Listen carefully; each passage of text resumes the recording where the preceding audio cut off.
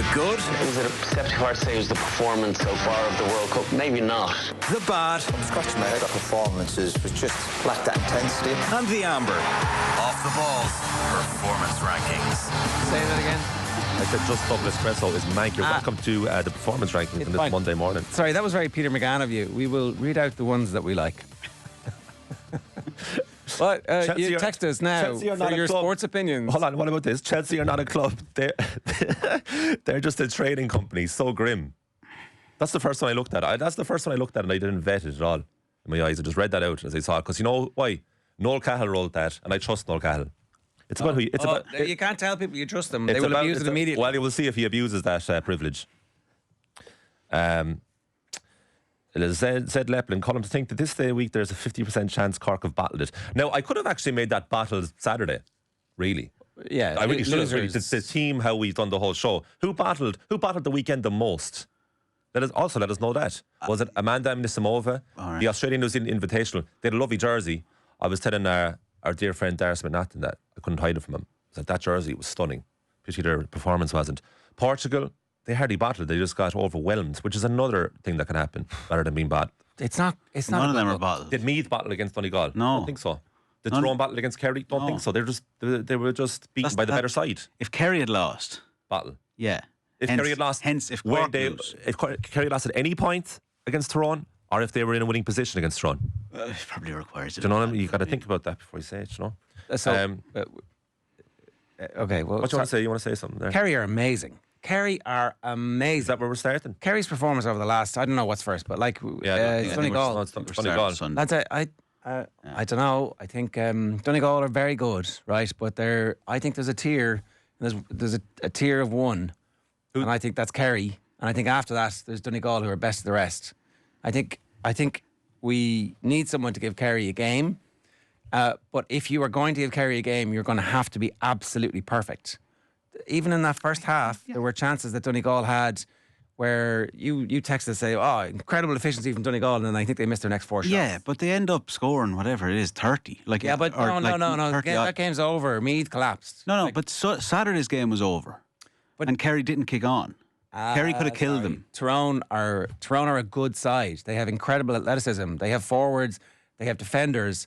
But that Kerry performance was astonishingly good. No, it wasn't. Yeah, it absolutely was. I'm telling you, this is the birth of a super team. It's not. This is absolutely the birth of a super team. This is a team who should have won multiple All-Irelands up to this point, but in the past may have bottled it and may not have been ready for it. But now they have a collection of knacky footballing defenders. Joe O'Connor, oh my God. What? Oh my God, what a footballer. He came alive in the second half of the quarter final and has taken that in the semi-final. Like any other season, if Clifford doesn't exist, you're like, wow, again, this is the birth of a super footballer. But I tell you what, how about Niall Morgan's performance kept Tyrone in it, I would say, when he anticipated that 1-2. Yeah, and the one that he saves at Incredible. Feats, he just picks the ball off I'm actually going towards your point here about Kerry being brilliant. Kerry had 10 goal chances. No, that's chances though. Yeah, but this time Where's your conversion? No, they could work on that in the final. I thought Donegal were scintillating. I saw it like at the halftime analysis. I watched it back when I got home. It's like, Paddy hasn't been great and Shawnee hasn't been great. I'm like, they were absolutely perfect. There's a balance to the team. There's a glue that keeps the ball. I think that we're witnessing something very special with this Kerry team, and don't be sleeping. Play it back to me in 3 years' time. We'll get to Kerry. It could be in 2 weeks' time. Well, maybe, but I don't think that's going to happen. That's what I'm saying. I'm nailing my colours to the mast.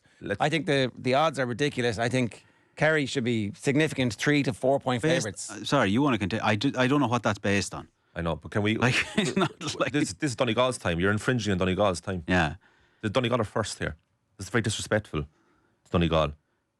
Just like their performance against Meath, it's very disrespectful to them. 20-point victories. Oisin Gallen, Kieran Moore, Conor O'Donnell with the goals. Michael Murphy taken off 45 minutes in. No injury. Right after he scored a beautiful point, sandwiched in between 2 of the 3 goals I just mentioned there. To be fair, Billy Hogan also kept Meath in this game for large portions of it. I think he made, by my count, 3 stunning saves, 2 of which he smothered the ball, basically, prevented a certain goal. And then when Keith Curtis scored for Meath 3 minutes before half-time, it was their first point in 16 minutes. Same thing happened again in the second half. Donegal were just keeping them out. Jordan Mars, who we were waxing lyrical about. His first point in the game was 34th minute. McCall kept him at bay hugely. But at Green, look, first of all, Donegal are the ultimate Green, of course. There's no problem there. You give them Green away. But we do have 2 pieces of media here I'd like to play. First of all, here is Jim McGuinness speaking in the aftermath of Donegal's demolition of Meath. You know, going to play Kerry in an All-Ireland final, you're going to need every man. You're going to need every man that you've got. That's a huge challenge, and they're so confident about what they do, and there's a rite of passage there almost, you know, in terms of winning All-Ireland. So that's the first thing we're going to have to meet head on, but certainly it'll not be 15 players. It'll be every single player we can get onto the pitch that'll be needed. Oh, listen, you know, you are all watching it no more than ourselves. Like, you know, they have just a lot of quality. You know, they have a lot of skill level. They're playing for each other. You can see that they're very united and they're very together. I thought their interviews were very balanced and very controlled, and they're on a bit of a mission themselves. You know, so yeah. Listen, it's great for us. It's a great challenge. We're looking forward to it. We'll have to get the heads down now, get down the road, and start that process as quickly as we can, and look forward to it. That's him talking about Kerry, obviously. He agrees with me. Kerry. Oh, yeah. Well, it's very tight. Like, look at those odds for the final. I'd say he's petrified, all right, yeah. Yeah, but sorry, Kerry were underdogs for the game against Armagh. There's rightfully. not even an Not area. rightfully. They've been poor all year. Nobody was. You were saying to that point that it was 2009, a year that Kerry chronically underperformed until they didn't. So you can't then say that they should have been favourites, having chronically. I didn't say they should have been favourites. You said that you're saying the odds. No, they should be favourites. They should be much bigger favourites for the game against Donegal. That's what I'm saying. No, you said me. For Armagh. No, I didn't. I said they were.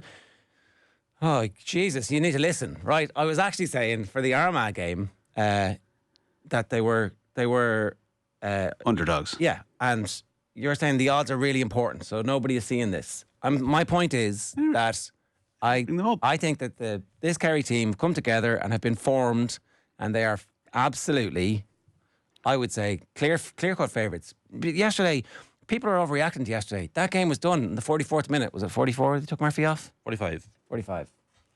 Donegal eased up. And look... They were 8 up at that point.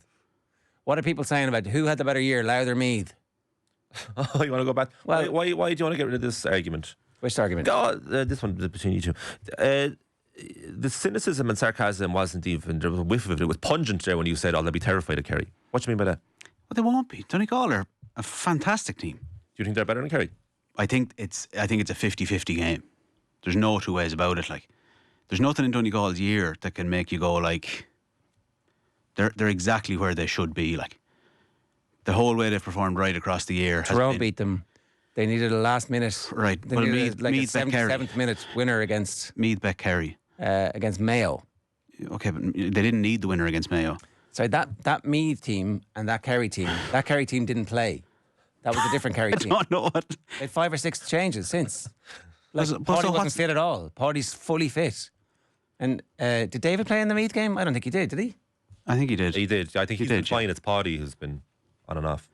Like, but you can't overlook that now and just say it's like, well, that doesn't matter. Well, I'm telling you, I'm overlooking it.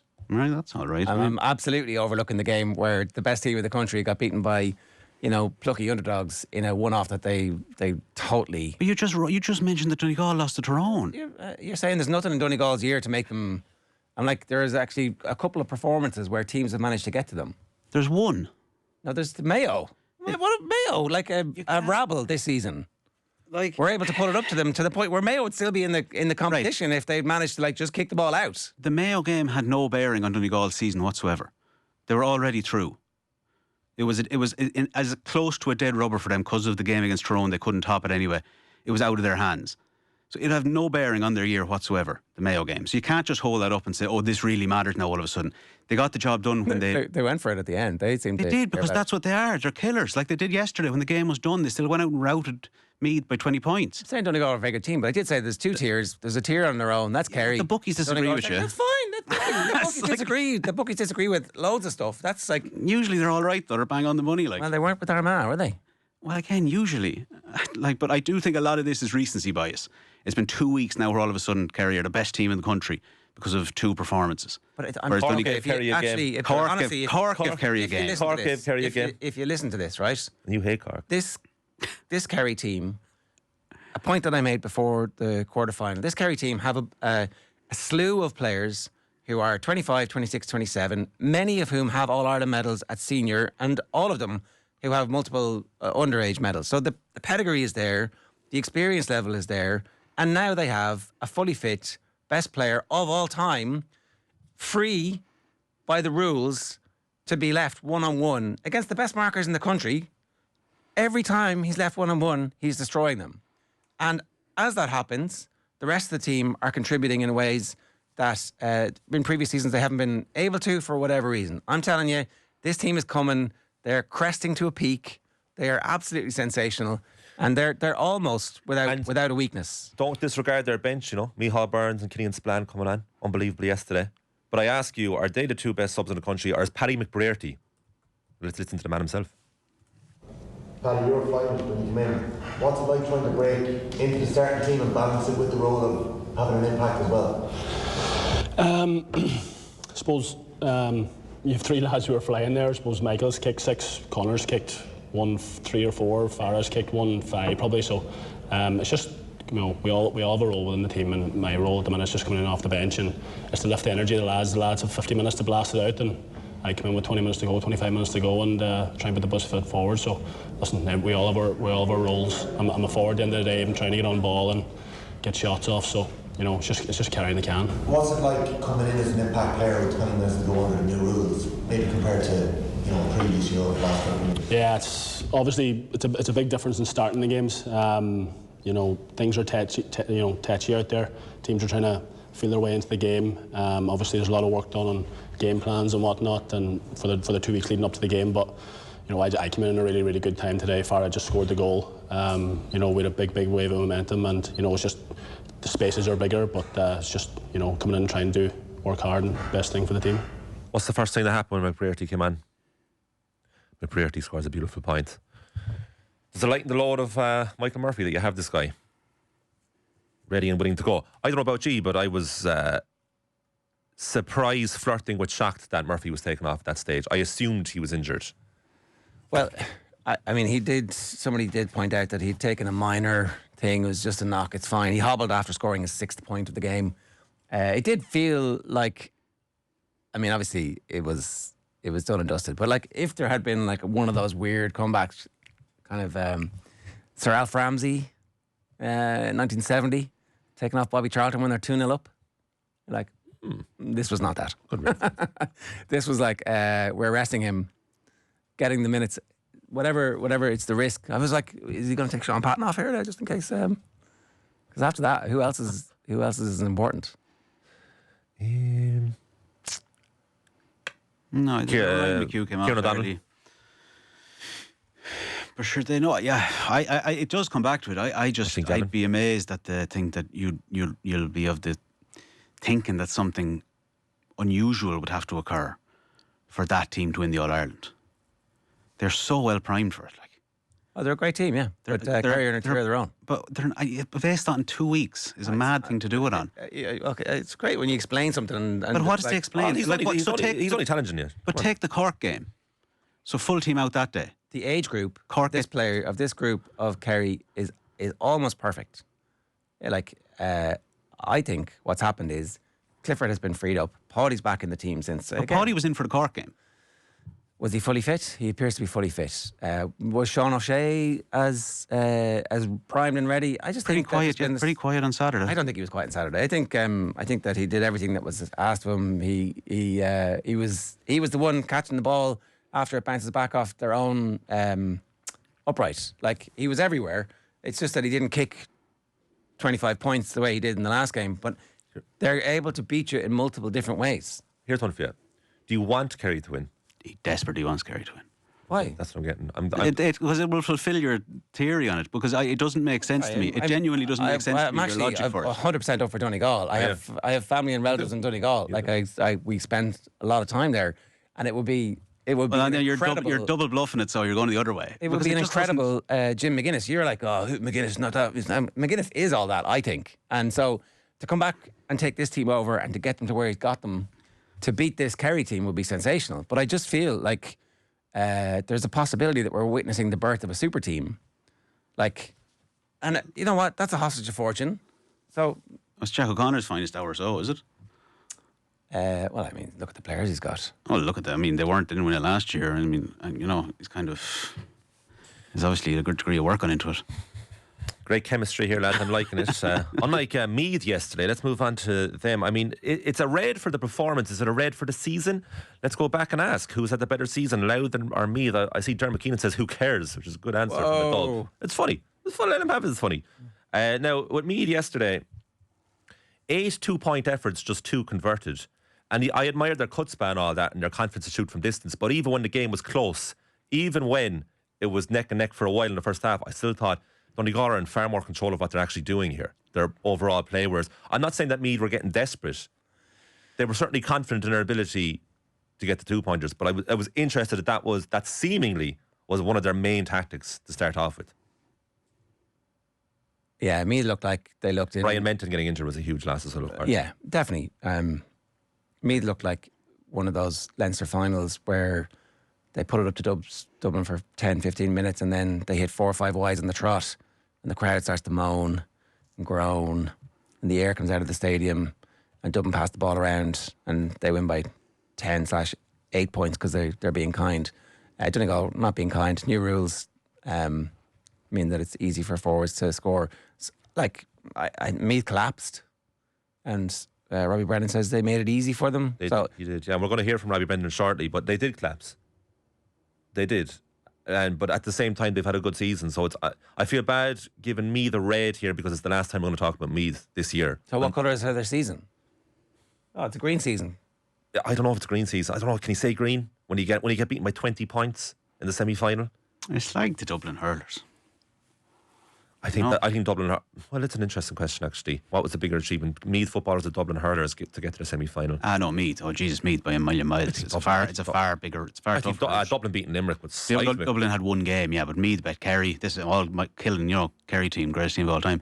Meath bet Dublin, the previous greatest team of all time. I think beating Limerick with 14 men for 55 minutes is an outrageous achievement. We should hear from Robbie Brennan though. Here he is. Robbie, I know you're disappointed with your own performance, but can you put context, and you've beaten plenty of Division 1 teams in Championship, can you put context on the level of Donegal's performance today that you faced? Yeah, look, we made it easy for them, Tommy, at times too. That's the reality, It's we had plenty of chances in the first half, and with that breeze, we should have taken way more. We missed again. We'd said it in the dressing room before coming out. It was probably going to come down to efficiency, and ours was poor. And Donegal's is exceptional. Even probably the talk or our plan in the second half was really to push them on the twos. We assumed with the breeze they'd go for twos, but they still worked it, nearly goals more so than twos they were pushing for. So they're a really good side. And it should make for a cracking final. There's been so many highs this year. There's been lows as well, falling short for promotion. Leinster final against Louth today. How do you make sure you build on it? Because I'm sure the lads have got a glimpse there of, I suppose, the level of the All-Ireland contenders in terms of Donegal. Yeah, that's it. And again, I want to keep that in our lads' heads that's we're better than we showed there today, and we've a lot of work to do over there. But we had a lot of work to do whether we won today or not. We've got to look at the fitness and make sure we keep that up to the level off season. So when we come back in December or whatever we're allowed back, that we're not behind the curve. That's the reality. And there's a brilliant group there, there's a brilliant squad, there's more to come back into it. There's hopefully, please God, injured guys to come back and 1 or 2 away from their travel. So you just hope that pushes us on again up another notch. Last one, there was 82,000 people here. What was the crack with the Artane band and breaking off before the hill? What did you think happened? Yeah, I went back in to get a bottle of water, so I came back out, and I think at that stage Donegal had broken away. We were hoping, now to be fair, we didn't really address it. We did before the Leinster final, but we just kind of assumed everybody would stay behind. But I think once Donegal broke, we just broke then as well. So I would rather we had stayed behind it and showed it its full respect. Yeah. Meath could win Sam in the next 3 years. Immediate goals, Division 1 and win Leinster. Meath has to be an amber, lads, for the season. Meath. John McHugh says the Louth goalkeeper said in another podcast that he prefers to have won Leinster than getting to a losing semi-final because no one remembers losing semi-finalists. He is wrong. Everyone will remember Meath losing like that. So therefore Louth. He gets it both ways there, doesn't he? It's like, I tried to get me twice. So this is a big question, right? Because possibly slightly unfair here in Meath in that we're judging everyone else in the performance rankings today based on what just happened at the weekend. But because Meath are done and dusted for the year, I'm asking you to performance rank their season. I do think that it's possible to come back from something like that if you have footballers, and Meath have clearly got footballers, and cast your mind back to if Carlow hadn't torpedoed their own season the week before the Meath game. People were wondering if Carlow were going to put it up to me. I think there was something like 7,000 or 8,000 people at that game, maybe less. Was it 2,500? So the Meath bandwagon is back, and I think that that's important. 80,000 at a semi-final. Suddenly there'll be crowds at Leinster football next season. I'll give them amber. What do you want to give them? I'll give them amber as well. Yeah, I think for a season it's green, to be honest with you. But because nobody would have been saying they'd have come within an arse roar. They've way overachieved. We've got a 2-1 majority there, so we'll go Meath amber for the year. And undoubted green here. It's a joke really that we're even debating this. Is Kerry, such was their dominance. Now let's hear from Gavin White. Yeah, look, I suppose after the Meath game, we were all very disappointed in our performance. We knew that wasn't us. We got a bit of slack for it, but look, we tried to keep all that out of the camp. We knew the quality that we had inside in training, and we believed in what we were capable of. So look, we just battled down the hatches, I suppose. Went into the Cavan game, went back to basics, I suppose, and built from there. Obviously, the Armagh game was a huge game for us, considering what happened last year. So we wanted to rectify that, and thankfully we were able to bring that into today as well. There was a great moment about 5 minutes before half time where Tyrone were 8 points to 7 up, and Gavin White read a ball that was going in to the square, and if he wasn't there, it was a certain goal for Tyrone. Seems like a long time ago now, but he was outstanding, as were Kerry. The question I have for you, Ger, specifically is, do Kerry have more levels to go to in that final? Was that Pete Kerry? I don't know. It was awesome. Yep. So I don't know. Is it styles make fights? Let's wait and see exactly what McGuinness has in store. But I think that they, I'd say they probably do have more levels to go to. Are Kerry so good for you? And you've said a lot about them already this morning, that if they didn't win the final against Donegal, I won't bring the B word into it, but would you say it was an underachievement? Regardless of what Donegal do? I don't know, because you have to wait and see what happens. There's an early red card, there's a bad refereeing decision. The refereeing, by the way, was not very good in the Tyrone game. All things being equal. Level playing field, no controversy. Am I going to call them bottlers if they don't win? No. Well, I know. I said that was his question. He said, literally his question. But you looked at me. I didn't ask. Yeah. I was more so trying to see if the debate had life in it. But the U word more than anything, underachieve. I wouldn't say battle. I don't know. I want to wait and see. You want to wait. You want to see. But injury news, for team this morning, news, right now, you're really enjoying Kerry. Kerry are 3-point favourites for me, as opposed to 1-point favourites, which they are, which I think is fair enough. I don't think it's that controversial. I think that their performances, they are cresting to a peak. I think that, again, I make the case, the age profile of this team. For Donegal, do we expect to see Michael Murphy again next year? Maybe. I mean, he's playing very well. So maybe they can manage his minutes, and maybe because of the situation that McGuinness is there and McGuinness is staying. Is McGuinness staying forever? I don't know. Jack O'Connor. Jack O'Connor has apparently said already on the record this year that this is his last year. Well, that could be detrimental. I'm not trying to. Cian O'Neill's fingerprints were all over that, by the way. It was a great day for Kildare at the weekend. I'm not trying to rile you with it. I just don't understand what in Donegal's year wouldn't give you the same feeling for it. What is it that they've not done that you're like, oh well, Kerry after to be fair, after two performances? That's not how life works. No, but I'm just saying, Donegal are Ulster champions. They've beaten the All Ireland champions too, albeit a far tighter game. But they've beaten. I'm just curious, but I don't know what more they could have done that you'd be like, oh no, this is kind of 50-50. What else do they need to have done? Because say if they win, it's it'll be, Michael Murphy will be footballer of the year. That's kind of the margins we're talking about. It's not talking about we're having would Clifford and Kerry have kind of blown everyone away up to this point. Is this off the back of just 2 games? I think performance-wise. Well, that's assuming that you can only live in a perpetual now. Like there's a body of work behind David Clifford and Paddy Clifford and Gavin White, and I didn't know Joe O'Connor was as good as he is. He had a cruciate in 23, and it turns out now he's reaching a level where there's just a proficiency about it. I think as well that they've worked out many of the conundrums that the new rules cause teams. Like, I think them, and in fairness, I think Donegal are great, but I'm telling you, I think there's a tier, and there's a single team in that tier, and underneath that, Donegal are the best of the rest. And I'd say clearly the best of the rest, right? So I think Donegal would have beaten Galway, would have beaten Mayo in a one-off game in Croke Park as opposed to a round-robin game.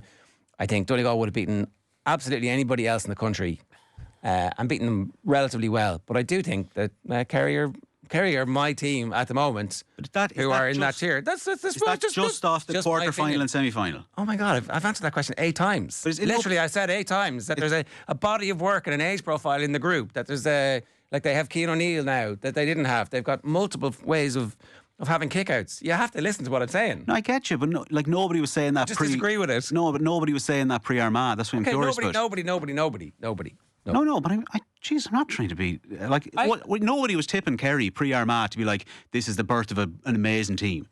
Nobody was saying that. I think that's fair enough to suggest. Everyone was saying this is the most open All-Ireland in years. 3, 4, 5 teams could win it. And now all of a sudden it's as if it was a foregone conclusion the whole time. That's all I'm getting at. I'm not trying to say it's like... I appreciate it's a foregone conclusion. Things have to emerge. Okay, that's what I'm saying. But that's just emerged since the last 2 games. Is that what you're saying? It's just Armagh, Tyrone, and that's kind of... It's all kind of coalesced and it's perfect now that you kind of see it all happening. Because that's all I'm curious about. It just and is that information useless? It's not that it's useless. I would just say that Donegal have been equally impressive in those 2 rounds. That's why I'm curious about the disparity between the two. Like, we've just seen Donegal absolutely dismantle a team that bet Kerry a few weeks ago by 9 points. That's my only curiosity. I'm just interested in the dynamics of it. It's getting tedious, but I don't understand that the split between both. All right. Claims to have said it 8 times this morning, but it is 8:03 a.m, nearly 8:04 a.m. We are approaching the end of the performance rankings. We do have to move on. I'm very, very sorry to say. We do want to talk about the Tyrone footballers too. Maybe same rules apply here for Meath.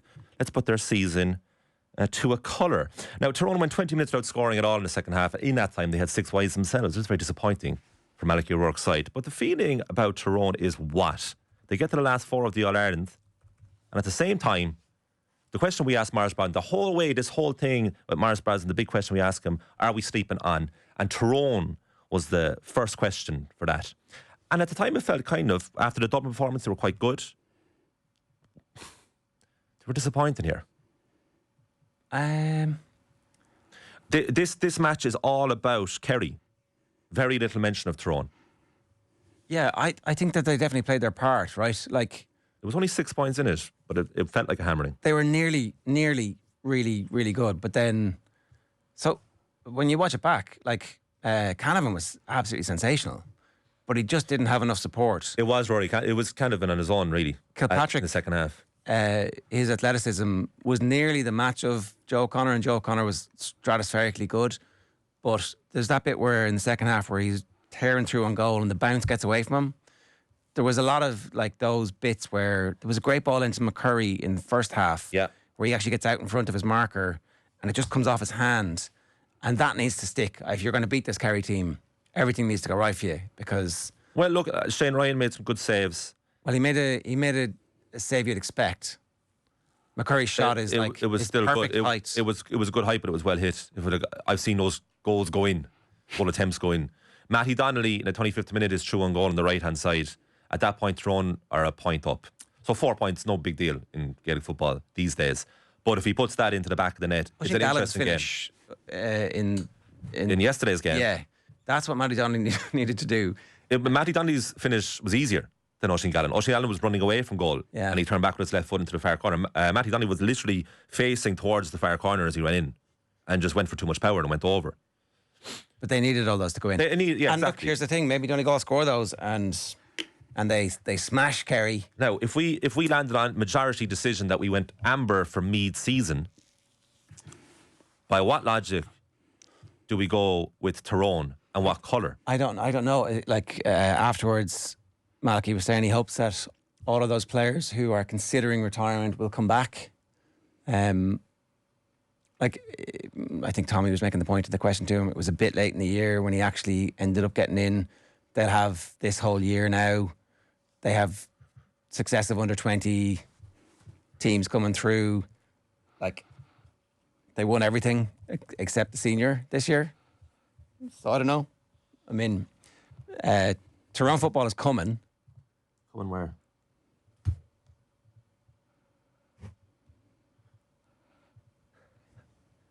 Finished. I don't know. That's it. That's your headline. It's hard to know. Dara pointed out there they were relegated. They were relegated. Dara from Didn't win Ulster. Dara from Cavan makes the point that Tyrone are relegated. Can you get to Cavan? Can you get to Tyrone from Cavan easily? I suppose that would be a rival of sorts.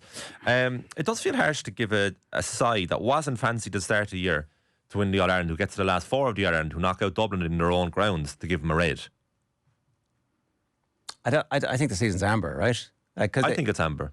I think it's an amber with a hint of red, to give it like a Dulux painting type vibe. You just hope that they're able to build that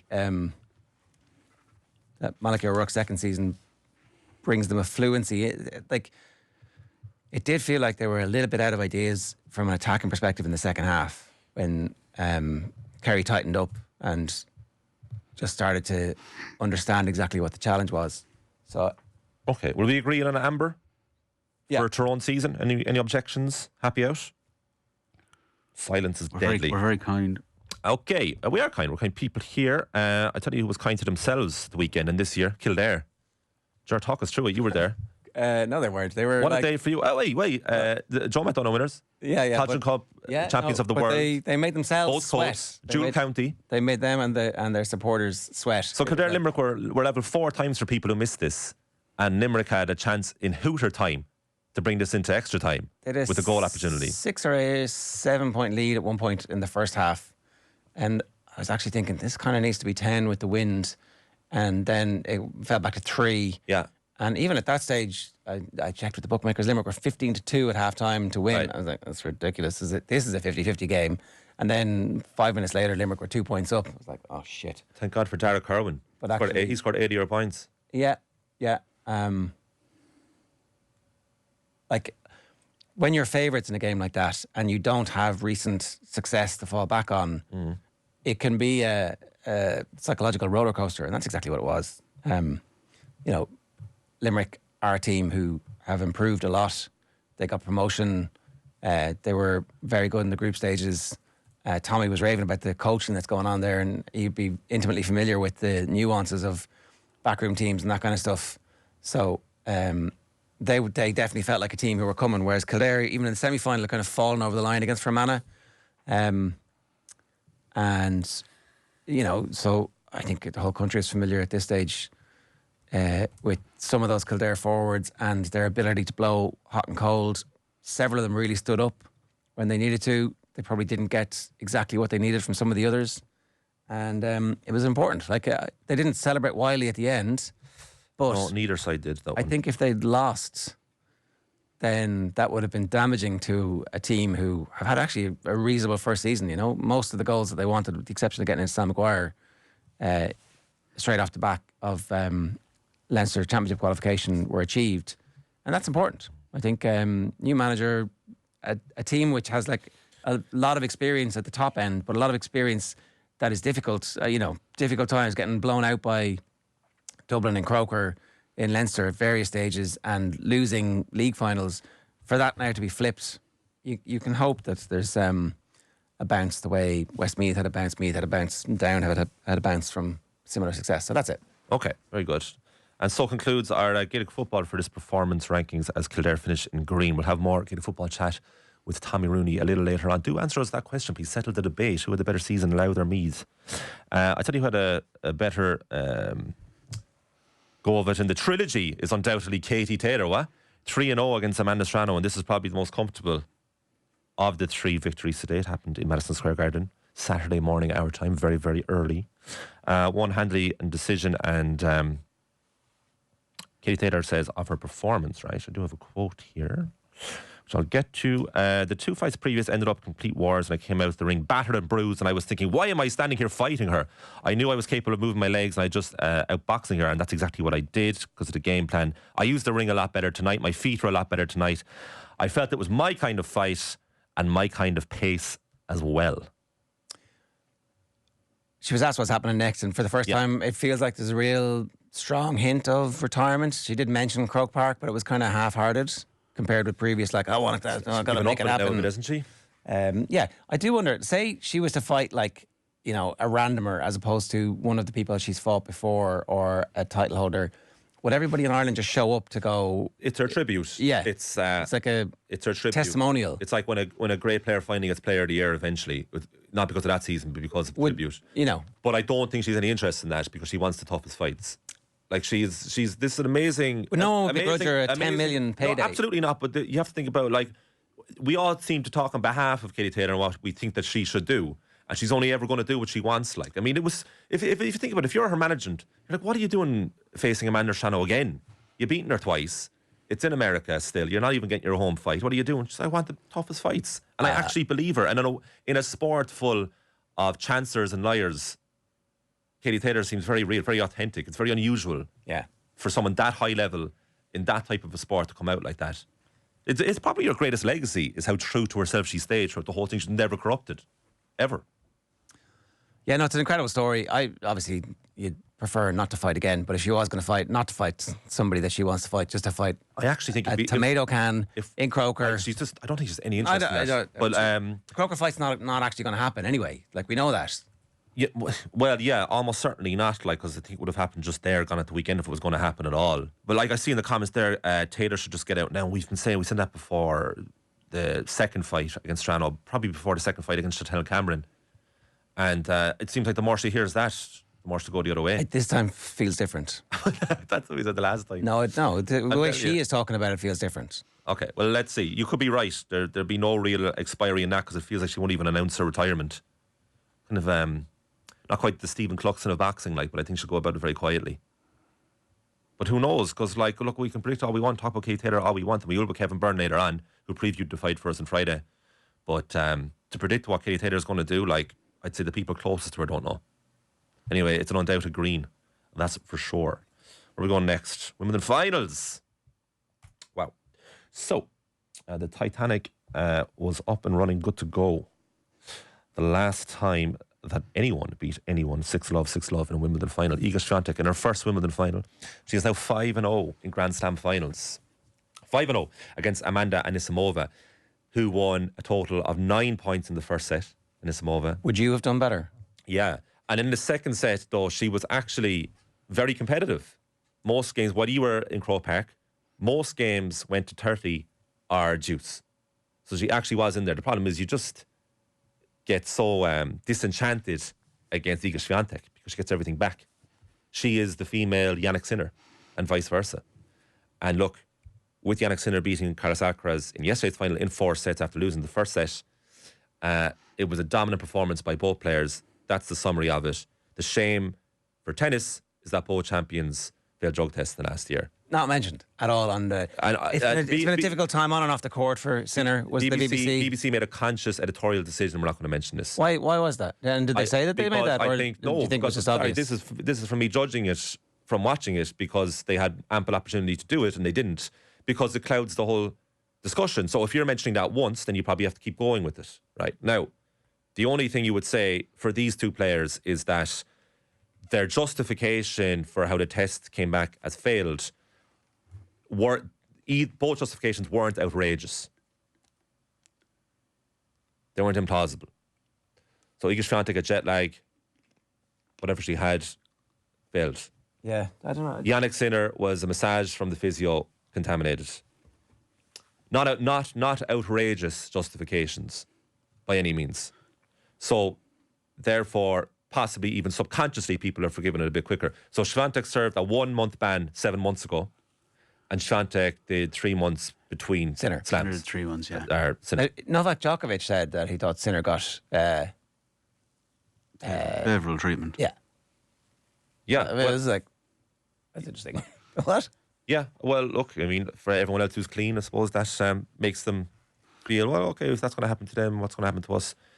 But look, they have both said, look, other tennis players who don't have millions have served much longer bans than Sinner did for the same. Yeah, look, and that is the argument back, right? That is the argument back. And then the other argument is, I'm not saying on their side, but like both said they were absolutely devastated when this happened because they had no control over it, and they felt terrible, and it was the worst moment in their lives. Sinner's good to watch. It is a real pity that when you're watching them, there's this asterisk. Ben Shelton said of Yannick Sinner, never seen a player hit forehand as fast as this player. And Yannick Sinner is not the biggest build guy, like. Very goofy looking, isn't he? But his power is ridiculous, like. And the thing about this match, why it was so great, it was only 4 sets, so it wasn't a classic, but some of the rallies were classics. So the way the first set ended when Alcaraz won, and the way the second set ended, ridiculous shot making. The shots that they were hitting were winners against pretty much everyone else on tour. Everyone, and they were getting them back with the plum. They're like, these two are by far the two best players in the game at the moment. And that, but funnily enough, that's the first time that Sinner has beaten Alcaraz in 6 attempts. Even though the only other time they played at Wimbledon, Sinner won that as well, but that was back in 2022. Alcaraz was on a 24 match unbeaten run. Yeah, Sinner made him look not average by any means, but inferior. Alcaraz's first serve stats were very poor. 43% in the third set. He totally lost his head in the third set. He was going mad at his box to Juan Carlos Ferrero and the lads. Just wasn't how he was bamboozled by what Sinner was doing, because Sinner just getting everything back and then some. And that's what Sinner and Swiatek have in common. That's why they will make you distraught. But look, again, we'll talk about this with Jenny Claffey later on. The post-match was that Sinner is on the verge of a period of dominance at Wimbledon against Alcaraz. That his game... I think I would seriously worry about it. And their attitudes towards it too. I think Alcaraz it really enjoys himself in the best type of way and may not have the most competitive spirit, whereas Sinner's... And are you just thinking about this now? It's Federer against Djokovic.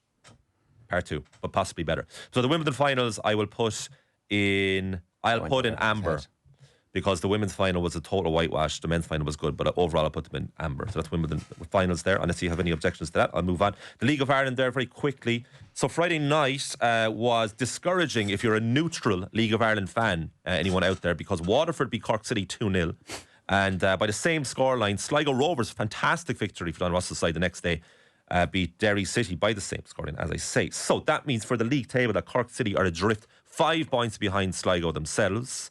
And then at the top of the table, Shamrock Rovers are 8 points clear. So without kicking a football, Shamrock Rovers had a great day at the office because Derry City lost. Now, interestingly enough, there's no League of Ireland this weekend coming because the FAI Cup is on. But when we're back on Friday week, lads, check this out. Cork City play Sligo Rovers and Derry City play Bowls in the same night. Derry City versus Bowls. What's the significance in that? That is third against second. Both have a game in hand against Shamrock Rovers. But for the League of Ireland at the moment, you have to put it in red, I think. It's not looking good at either end of the table. Hanging by a thread. Huh? Hanging by a thread. Hanging by a thread, definitely red.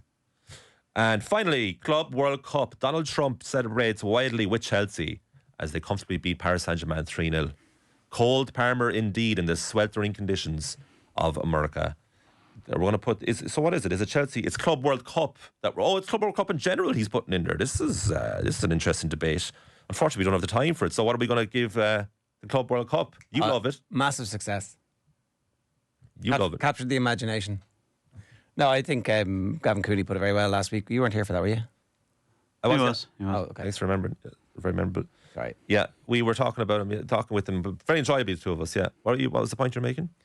Very important moment. The great arc of history. What was the line? Sweeps towards the Gulf. There you go. Are we done? All right. I thought you were pausing for dramatic effect. So the Club World Cup will put in what colour?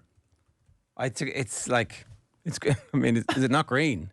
Why? Because it happened. Well, you look have it in red if you want. It's completed. Well, it did happen, right? There was doubts about whether or not this made-up tournament was going to happen. Yeah. In much the same way there were doubts about the actual World Cup back in the day. People were like, "Well, this is bollocks. Why do we want to go over there and play football?" People were saying that in 1950, in the 30s. Yeah, England didn't even send teams, and then in 1950, when America beat them, and the telegram arrived back, they were like, "Well, that's wrong. The score's 10-1, not 1-0." So, stuff happens that people starting the great era of American soccer. Stuff happens in the moment that people are like, well, this doesn't matter. This is irrelevant. And actually, you know what? Listen, I'm going to give a green because I liked how the final went. I like that Chelsea battered PSG. I think that's good. It's good football, and it's potentially good for the Premier League next season.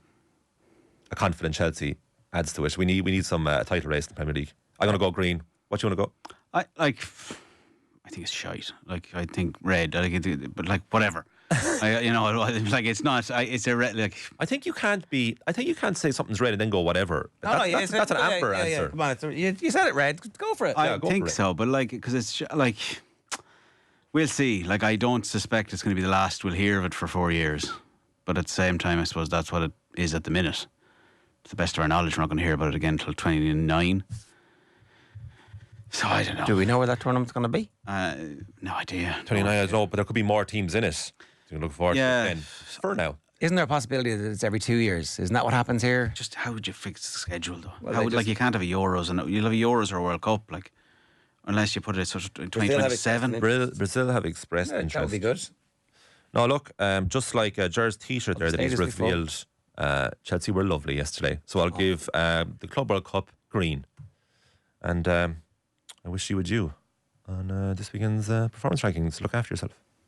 Off the Balls Performance Rankings.